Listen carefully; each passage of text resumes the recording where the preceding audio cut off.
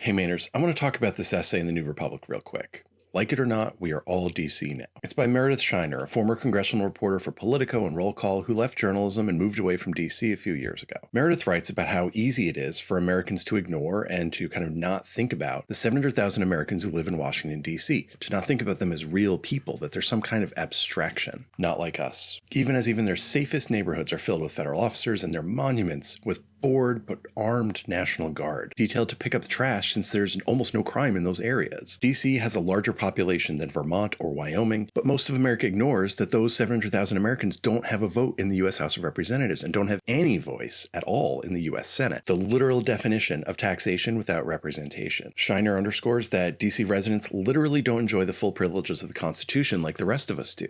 They are literal second-class citizens. Did you know that Congress can and does override and intervene in the city's budget, written and voted on by its duly elected city council, as well as the decisions made by its duly elected mayor? It's wild. Mainers would never put up with this. I don't know where local control conservatives are. And so now that President Trump has deployed legions of federal law enforcement officers and National Guard members to we all know what's going on. Shiner's point is that DC is the powerless canary in the most authoritarian coal mine. President Trump has already said that he has the same plans for Chicago, New York, and other cities. How long before Portland makes the list, or Lewiston, or Augusta, or Bangor? And before you say bring it on, ask yourself whether your kids would be comfortable seeing warfighters marching around at your local playground, masked men sitting in unmarked vans with out-of-state plates at the end of your street interrogating you about where you're going. Some Maine kids went back to school last week. Mine go back to school this week. Shiner implores us to remember that DC kids started school last week too, and they had to do so in the presence of masked federal officers and platoons of soldiers with rifles.